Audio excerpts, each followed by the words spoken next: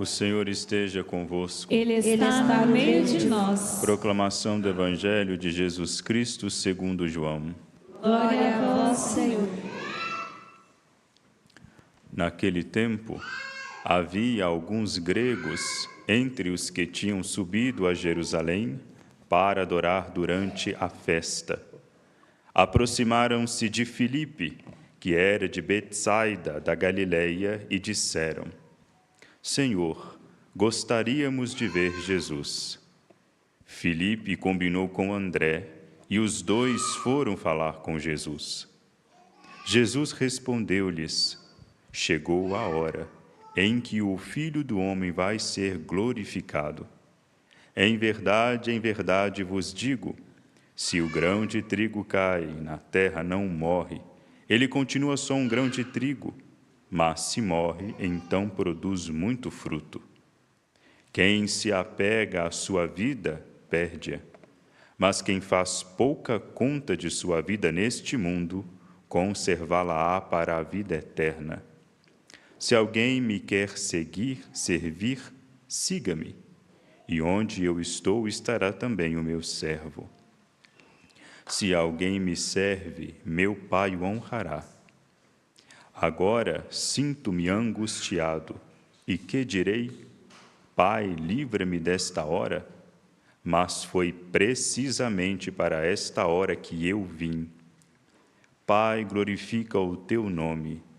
Então veio uma voz do céu. Eu o glorifiquei e o glorificarei de novo.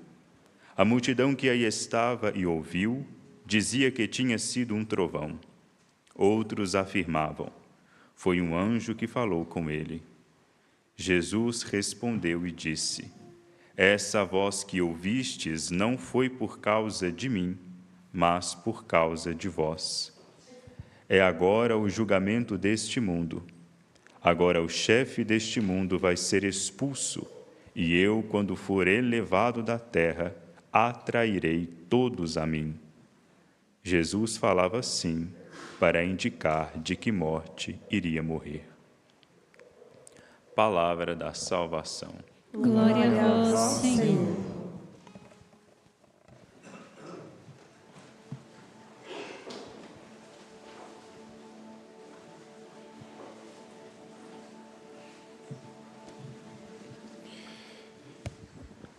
Meus irmãos e minhas irmãs, sejam todos bem-vindos a esta casa de clemência e bondade, Santuário da Virgem e Senhora da Piedade.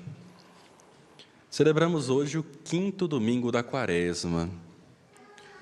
E depois de passarmos por este itinerário, que podemos até chamar de um retiro, não é verdade?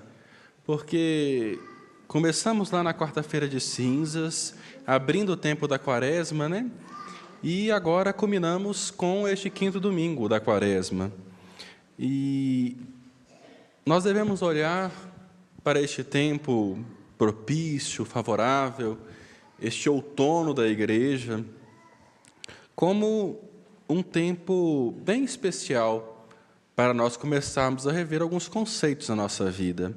Por mais que todos os dias é dia de repensar os nossos conceitos, né? Nós não somos seres que não podem mudar. Todos nós temos a nossa possibilidade, a nossa porcentagem de buscar ser alguém diferente. Esperamos que para melhor. E quando olho para esse 5º domingo da Quaresma, quando eu preparava essa liturgia, quando eu era padre há uns 200 anos atrás, lá na Conchinchina, perguntei para uma assembleia assim: quantos de nós, não levantem a mão, por favor, senão a câmera pega, quantos de nós participamos dos 5 domingos da Quaresma? Olhei uns gatos pingados e fiquei me perguntando qual o sentido, né? Talvez é porque as nossas liturgias podem, não sei, melhor nem dizer. Mas o itinerário da Quaresma é um itinerário tão bonito, onde por mais que a liturgia é mais sóbria, mas é uma liturgia que nos faz pensar também. E se nós fomos convidados pela Igreja durante esses 5 domingos a encontrarmos com Jesus, entrarmos com Jesus no deserto, vencermos as tentações, subirmos com Ele no monte, andarmos com Ele no meio do povo, ouvindo Jesus fazer milagres. Será que essa liturgia mudou um pouquinho dentro dessa casquinha que é um pouco dura? O que será que esse tempo da quaresma gerou na minha vida? Foi mais uma quaresma? Quando comecei a quaresma na quarta-feira de cinzas, a minha fala foi que nós vivamos a quaresma da nossa vida e não mais uma quaresma. E agora podemos fazer um balancete da empresa, né? Como que foi a minha quaresma? Como que eu me preparei realmente para a Páscoa do Senhor? Porque é muito bonito ver a igreja em sua sabedoria, nos preparando com 2 tempos interessantes, que é o tempo do advento, nos preparando para a encarnação do Verbo, e o tempo da quaresma nos preparando para a ressurreição, porque a nossa fé acredita na ressurreição. E assim esse tempo favorável da quaresma nos fez pensar: o que precisa ser mudado em mim? O que há dentro de mim que precisa ser melhorado? Sabe, porque, me perdoem, mas, às vezes, nós católicos fazemos muitas coisas porque dizem que eu tenho que fazer. Porque falaram que tem que ser assim. São as Gabrielas da igreja, né? As síndromes de Gabriela. Nasci assim, cresci assim e tem que ser assim. E não pode ser de outro jeito. E só eu posso fazer. Oh, meu Deus, misericórdia, né? Mas nós vivemos sempre assim, no automático. Eu tenho que ir na missa porque a igreja fala que se eu não for na missa no domingo, eu estou em pecado mortal, e se eu estou em pecado mortal, se eu morrer, eu vou para o inferno. Não. Sabemos que é pecado mortal. Sabemos que se falhamos à missa dominical ou ao sábado, que no Brasil a gente sempre arruma um jeitinho, né? Então a gente sempre celebra a liturgia do domingo no sábado para as pessoas. Às vezes algum trabalha 12/36 ou tem uma outra dinâmica de trabalho, poder participar da missa no sábado. Mas eu tenho que pensar assim: se eu não me alimentar da Eucaristia, será que eu vou dar conta daquilo que eu tenho que dar conta? Eu não tenho que pensar, se eu falhar a missa eu vou para o inferno. Eu tenho que pensar que eu preciso de me alimentar da Eucaristia, que eu preciso de me encontrar com Deus, que eu preciso dar um testemunho da minha fé na comunidade, porque não há catolicismo do sofá. A pandemia fez os católicos do sofá e tem muita gente que o sofá era até afundando, porque nem levanta. Mas não tem sentido ser cristão, não existe cristianismo e catolicismo individualista. A expressão da fé do católico se dá na comunidade. Então, como que foi a nossa quaresma? O jejum que eu escolhi fazer, se assim eu escolhi o fazer, me transformou em alguém melhor?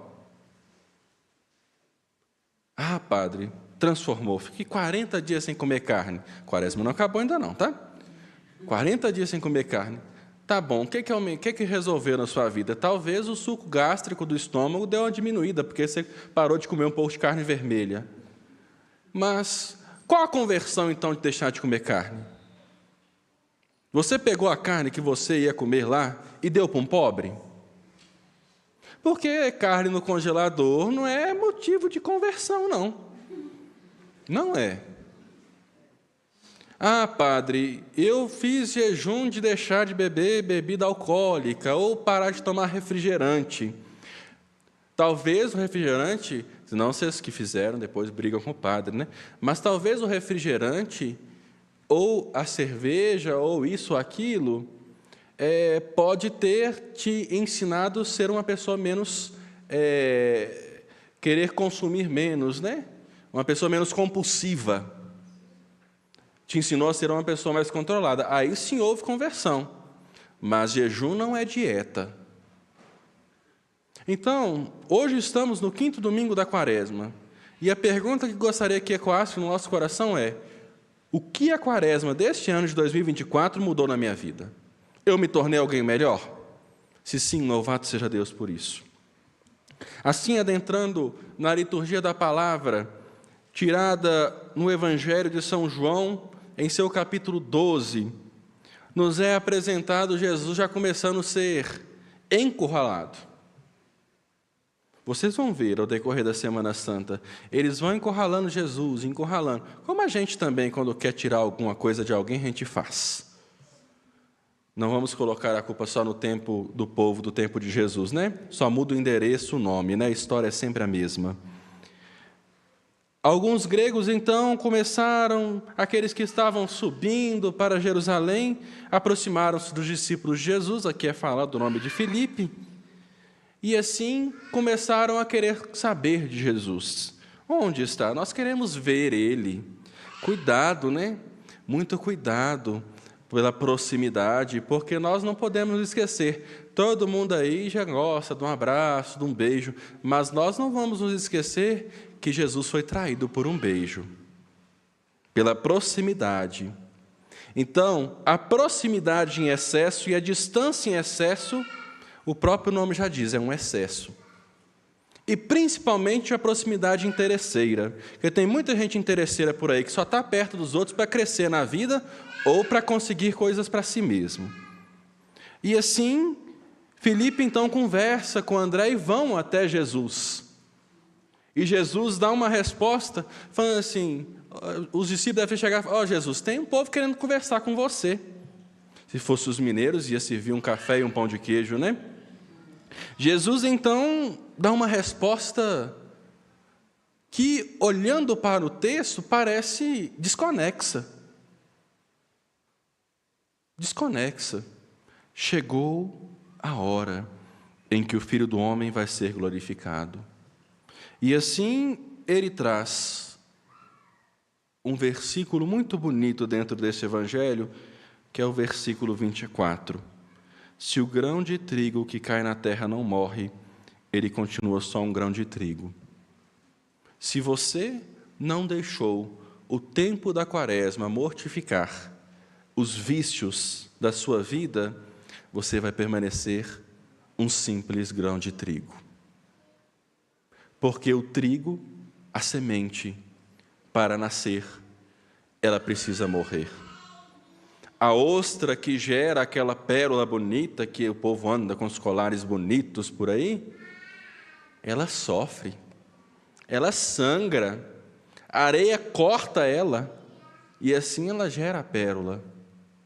Às vezes a conversão, aquilo que precisa ser mudado na nossa vida vai doer, vai machucar. Mas quem disse que Jesus Cristo, quando veio aqui na terra, falou, quem quer me seguir, tome sua boa vida e venha atrás de mim? É pela cruz que nós vamos ser salvos. Não estou dizendo que nós devemos ser cristãos sadomasoquistas, que devem viver só no sofrimento. Ser cristão, ser seguidor de Jesus Cristo não é só sofrimento, não. Mas a nossa alegria se dá na salvação da nossa alma. Aqui o mundo é só uma passagem. E aqui esse grão de trigo está dizendo do próprio mistério da morte, da paixão do nosso Deus. Ele não veio para ser uma simples semente, mas ele com a semente que morre e se entrega, nos dá a vida plena. O Cristo é essa semente que morreu, para que assim gerasse vida para cada um de nós. Não nos esqueçamos que quando o soldado furou o lado de Jesus, desse lado saiu sangue e água, simbolizando dois sacramentos da igreja. O primeiro, que é o batismo. O segundo, que é a Eucaristia. A semente da Eucaristia que rega o mundo, que rega esse nosso coração, que às vezes está seco, que está sem vida, que não consegue enxergar a Deus. É pela Eucaristia e pelo mistério do próprio Deus que se encarna e morre para nos salvar. Nós não somos pessoas que abraçamos e aplaudimos um Deus que morre na cruz. mas nós, olhando para a cruz, percebemos nela o sentido da nossa salvação. Se pelos nossos primeiros pais o céu foi fechado para nós, Adão e Eva que pecaram no paraíso, pela nova Eva que é Maria, a Senhora das Dores, e pelo novo Adão que é o Cristo, o céu foi reaberto para cada um de nós. Assim, Jesus também traz algo bem intenso e verídico para nós. Aquele que escolhe seguir a Jesus Cristo nunca será mestre, sempre será discípulo, porque todos nós somos aprendizes. E é por isso que uma parte do Evangelho Jesus disse: para trás de mim, Pedro, tu és para mim pedra de tropeço. E olha que essa pedra de tropeço se tornou o primeiro papa da igreja. Ele disse: vá para trás de mim, assim como a antífona do Evangelho de hoje. Vai para trás de mim se você quer me servir, porque o lugar do discípulo é atrás do mestre. Todas as vezes que nós nos colocarmos na frente do mestre, pode saber que vai dar errado. Todas as vezes. Todas as vezes que nós achamos que nós somos os melhores, eu sou o mais bonito, eu falo mais bonito, esquece. Você está se colocando num lugar que não é seu. Todos nós devemos nos colocar na função e no lugar de discípulo, de servo. Porque quem se apega à sua vida aqui na terra irá perdê-la. Mas quem faz pouca conta de sua vida, e não estou dizendo para viver de forma desleixada, mas quem não é apegado demais aqui, irá conservá-la, para assim esta vida se tornar vida eterna junto de Deus. É este o sentido de nós aqui estarmos, enquanto igreja peregrina, peregrinando não para o alto somente de uma serra, mas peregrinando para a nossa pátria, que é o céu. Que a semente do Cristo seja cultivada, germinada no nosso coração. Que nós não percamos de vista a nossa condição de discípulos. E que assim, ao olhar por este mistério, que ao olho nu e humano pode ser um simples pão e um simples vinho, mas por graça e mandato dele, nós, enquanto igreja, continuamos a missão do Cristo, não celebrando um teatrinho, mas mostrando, renovando, fazendo uma dobra no tempo e celebrando não um novo sacrifício, mas o sacrifício incruento de Cristo na cruz. Que nós, neste tempo da Quaresma, estamos já nos aproximando da Semana Santa, nós possamos colocar no nosso coração a verdade de um Deus que se entrega por amor a cada um de nós.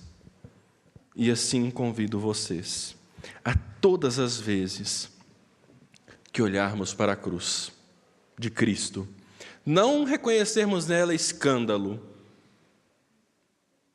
mas de olharmos para ela e reconhecer que foi por nós que Ele passou por ela. Foi por nós que Ele sofreu, para que assim tivéssemos vida eterna, não nos apegando aqui na terra, mas abraçando tudo aquilo que convém ao cristão, que é ser chamado a ser outro Cristo. Creio em Deus Pai, Pai Todo-Poderoso, Criador do céu